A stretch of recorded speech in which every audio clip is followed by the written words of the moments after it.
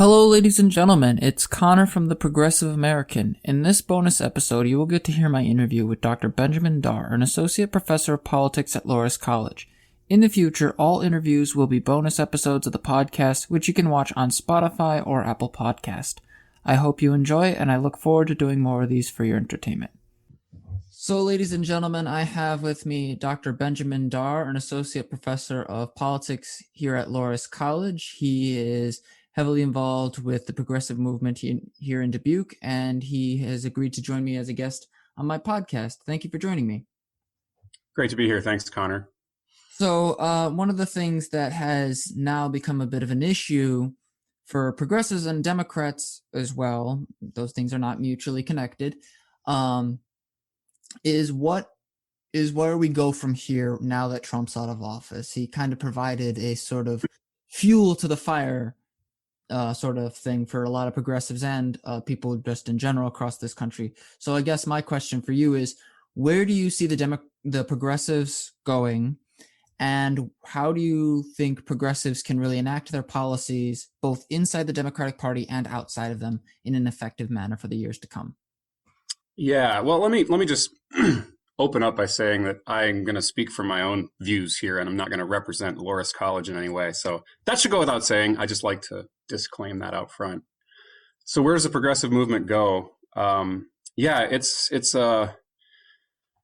kind of 40 days in the wilderness time for like all the people that worked hard on the Bernie campaigns. There's not like a clear electoral successor. Maybe that's a good thing right now. Maybe we need to work in our communities and to work harder for policy pushes that can be gained in localities, municipalities, at the state level. I think the progressive movement often gets mobilized by presidential campaigns, and that's a good thing. But that often just kind of where do we go from here? I mean, that's been the case. I think after Bernie. After 2016, everyone was, is Bernie going to run in 2020? That was the big question. Okay, he is. We've got 4 more years of that.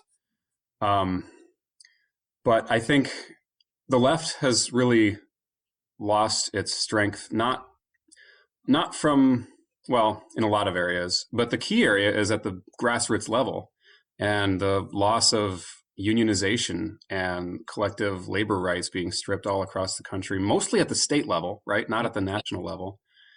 And here in Iowa, I mean, that's not just union related either, but I mean, for instance, in Iowa, they've taken away the powers of municipalities and cities to actually set higher standards for like minimum wage, for other job-related benefits like sick leave, paid sick leave, maternity leave. There may be other states that have done similar things, but that's an example of how we've been blocked at all sorts of levels.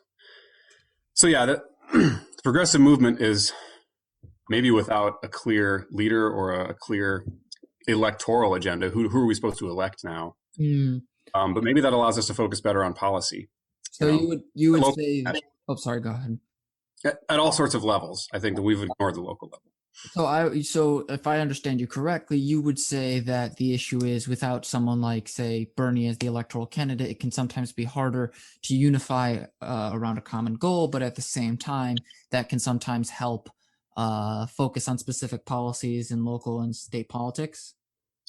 Yeah, I mean, now is always a good time to try to organize your community, to try to organize workers into unions. I think those are a key linchpin of a real leftist movement, and those unify people across racial lines, across other kind of dividing lines. The left has a real tendency to divide, as we know, and everybody's got that solution to that, I suppose, while they also call out other people. So, yeah, but I think the existing models that have worked in the past to get real reforms, you look at the New Deal and how all that was passed, and sure, that had its flaws, but that was a huge victory for the working class and for everyday, for the people of the United States and for the left.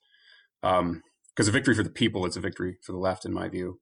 And how did that come about? That came about through a president who did not really run on this kind of thing. And Franklin Roosevelt was no Bernie Sanders in the way he campaigned in his initial run, but he was pressured, and he was responsive to pressure.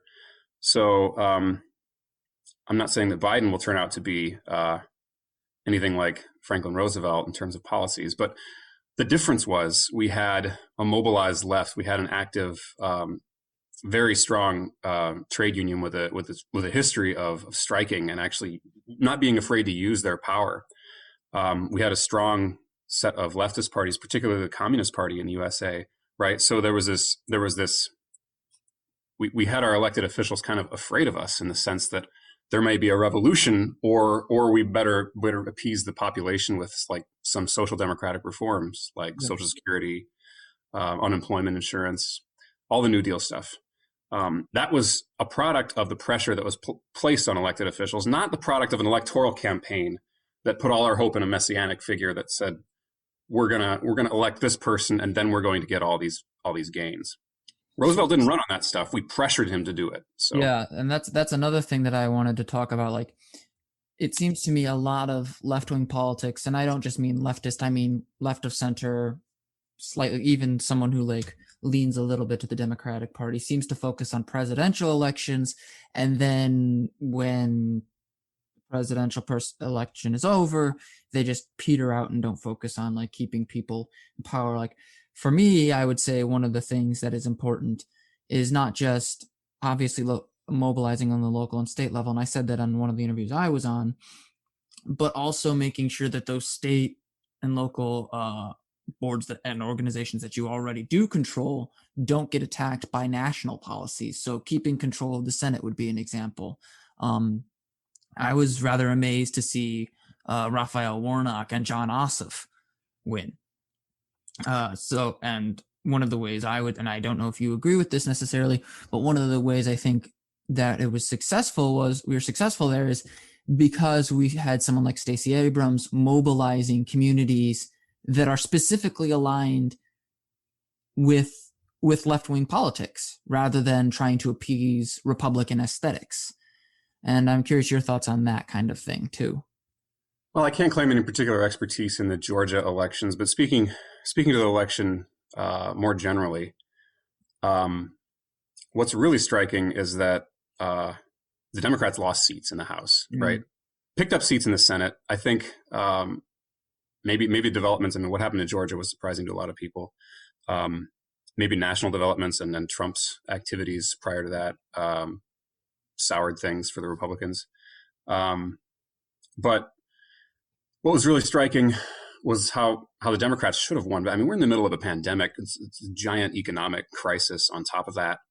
And you've got the major media is all rightly quite critical of Trump to the extent that we've never seen we've never seen that relationship between the media and the president before. Despite all that, the Democrats managed to lose seats in the House. In Iowa, they expanded their majorities, I think, in both state houses. Not the Democrats, the Republicans, right? So it should have been a much bigger victory. And when we look at some of those seats that were lost, my understanding is that what I've heard is that all the candidates who ran in the House, for instance, on Medicare for All, actually retained their seat or picked up seats. They won their races, and there was a stark contrast. And a lot of the candidates who ran the milquetoast appeals.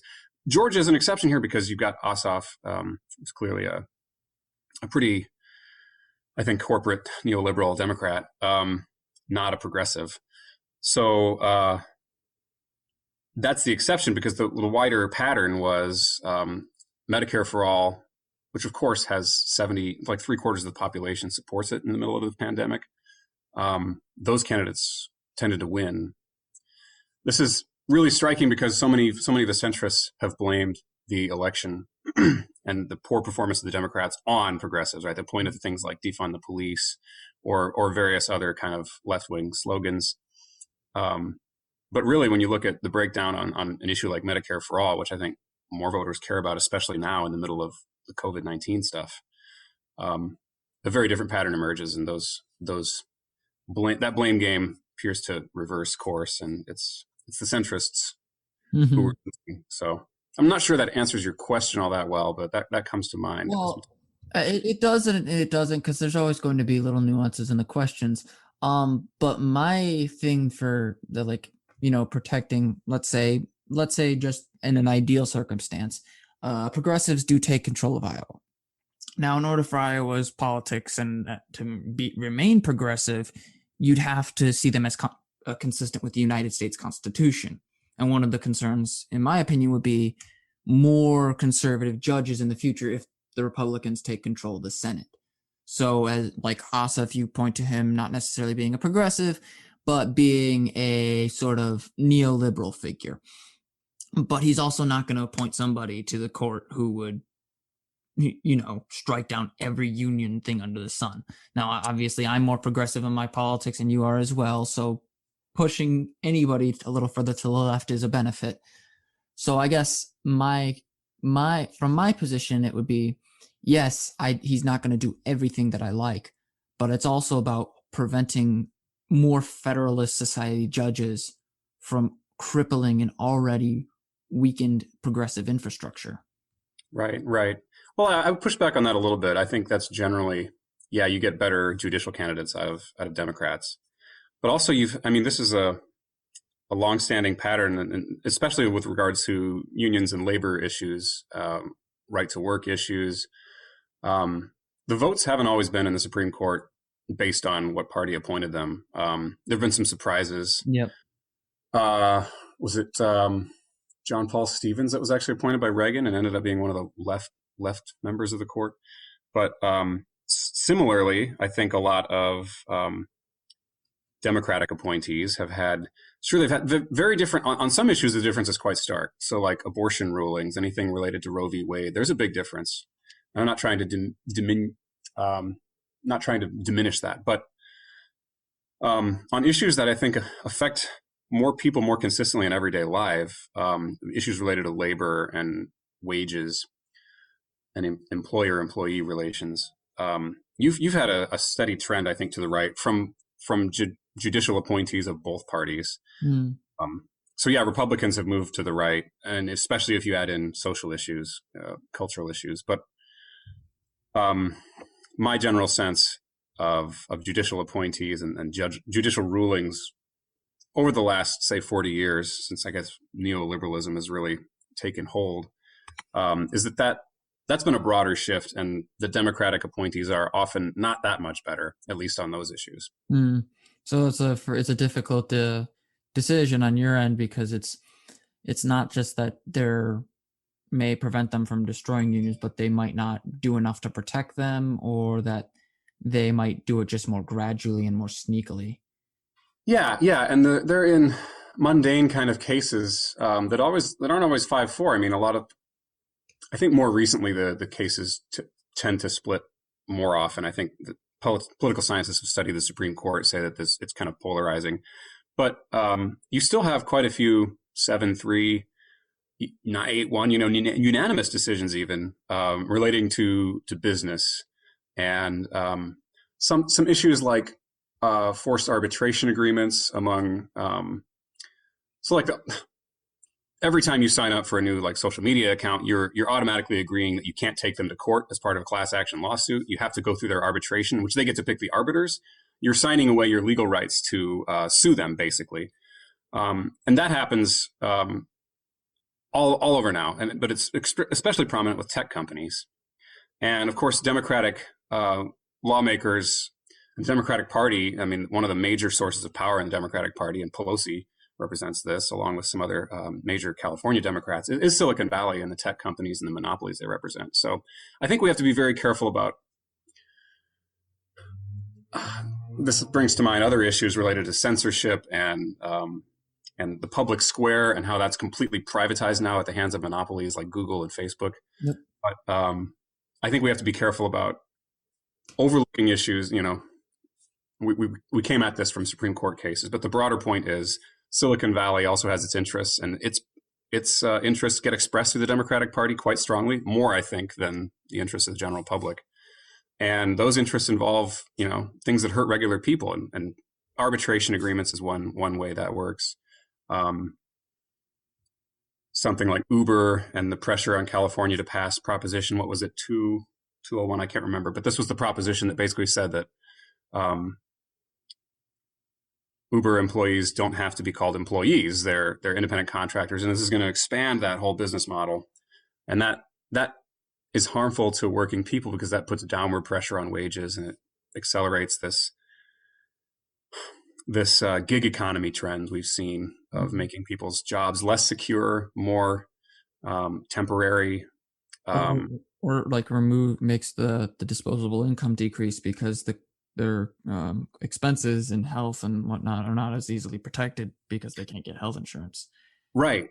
And it makes it difficult or even impossible for them to organize into unions and to represent their own interests that way.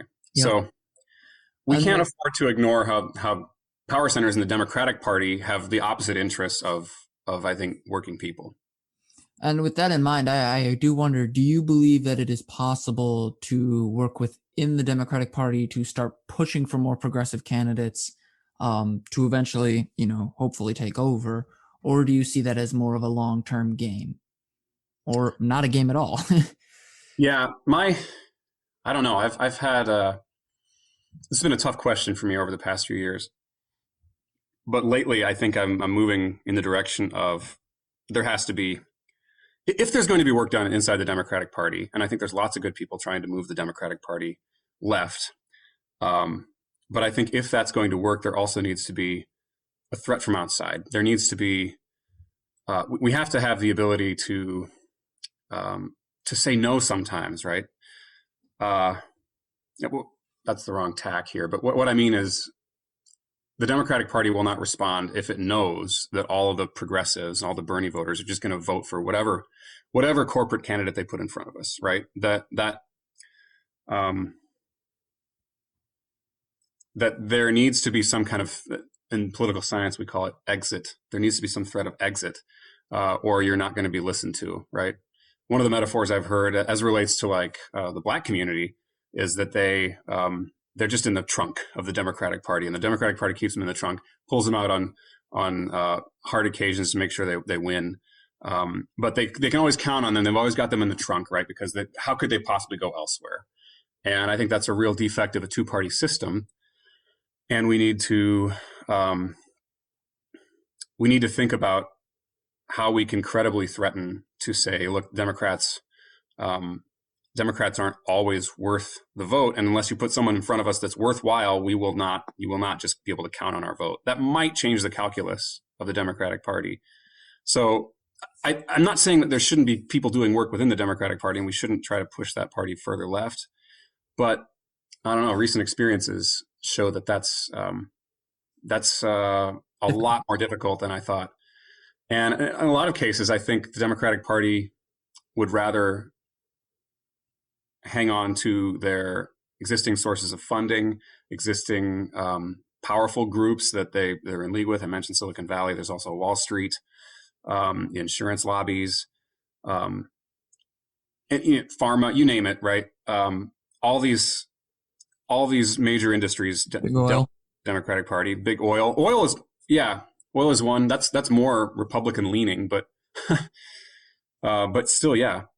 So I guess I'm repeating myself now, circling back to the point I originally made, but that's a party that we have to be realistic about, and that is now basically, when you look at the actions of it, I think more systematically, it's acting in the interests of groups that usually have conflicting interests with regular working people. And the whole path of neoliberalism, right? If you look at the history of Democratic versus Republican administrations, even when Democrats had full control in Barack Obama term, what we got was Obamacare. And now many people say Obamacare was sort of a partial victory, and there's certainly great things about it. Probably your generation has a lot more health coverage than they would otherwise, just thanks to the 26-year-old rule. Right? Yeah, that's the big one. But at the same time, you look at Obamacare, and it was a huge handout to insurance industry, to the insurance industry. They had to give up a few things, but what they got in return was a mandate for everyone to buy their product. And that's, I think, when you talk about neoliberalism, I think that's just a perfect example of neoliberalism. Like, the market is so good that we're going to force you to jump onto it, and we're going to penalize you if you don't buy a particular product and go onto this market. And we didn't get the public option we were promised. We could talk about Bill Clinton before Obama, right? And how there's a whole litany of things that Clinton put through that I don't think a Republican would have been able to put through, but they did. He balanced the budget, which isn't as good as it sounds if you're progressive. But he deregulated communications so that we have this world of tech monopolies that run our communication system right now. He put through the crime bill, along with Joe Biden, of course, which ended up in us being an even more carceral state. He signed into law NAFTA. That was something that George H.W. Bush before him was trying to do. And there was a lot of pushback from unions and from the traditional Democratic base because it was a Republican trying to do this thing, which would curtail the power of labor in this country and lower wages. Well, Bill Clinton was able to get that done because I think the left looks less critically on a Democratic president than a Republican president. We see that happening more dramatically than ever right now as we transition from Trump to Biden. Yeah, and on that note, I guess I'll try and get to the big controversy as of late within the progressive wing of the Democratic Party, which is the force to vote issue. I understand you wrote an article about it, but I'm curious about your view on some of the critics of the force to vote approach. Like, for example, some people have said, like, if it doesn't pass, if let's say we have this vote, and this vote, some of these Congress people who genuinely don't want Medicare for all, they know it's not going to pass, so they vote with it to protect themselves from a primary. What would be the strategy to prevent such a thing, or to observe it, to be able to tell this is a person we need to primary as well? Yeah, that's a very distinct possibility. I think that still sounds a lot better than not having a vote. I want to make that clear. Having a vote is good. I mean, lots of the progressive victories we've had were voted on and failed so many times, right? You only needed to win once, and once, in our system, you needed to go through the Senate and the House and get signed by the president. But I don't think. I mean, what's the harm in a failed vote? For one, but the concern you're expressing is more nuanced. That, okay, the argument's put forward that we need this even if it fails, so we know who to go after. But I think even somebody willing to vote for it, even if they don't think it's going to pass, that says something. And that's still, their donors, that is willing to go against, I think, if they're getting money from the insurance industry or pharma, that still shows something important, that, votes are still votes. And if enough Democrats were willing to do that, then it does get close to being able to pass. And I don't know, it might have even passed. I think unforce the vote. I mean, I have a lot of thoughts on this. There's a lot of pieces to this. There always is. So I think force the vote was just the right idea. And I think, again, going back to that idea, we need to be able to threaten to say no. And progressives in the House had more power than they'd ever had because the Democratic majority shrunk, and they needed, the vote was going to come down to something like less than 10 votes to get the majority that was needed.